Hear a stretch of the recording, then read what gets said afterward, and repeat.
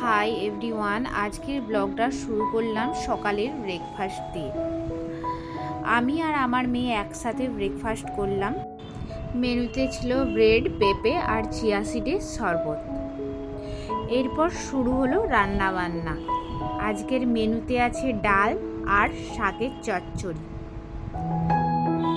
ডালটা আগে থেকেই সেদ্ধ বসিয়ে দিয়েছিলাম, শাক কেটে রাখছিলাম, আর চচ্চড়ির জন্য আলু আর বেগুনও কেটে রেখেছিলাম।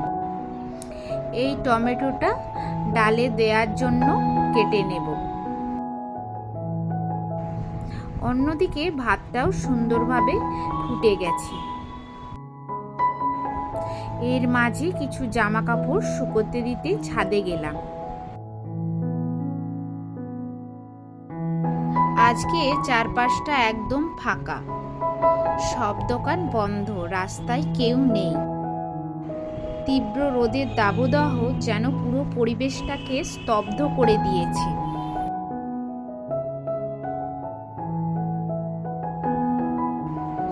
এইভাবেই কাটলো আজকে সকাল থেকে দুপুর পর্যন্ত সময়। এখানেই শেষ করছি আজকের ছোট ব্লগটা। দেখা হবে পরের ব্লগে। Bye bye.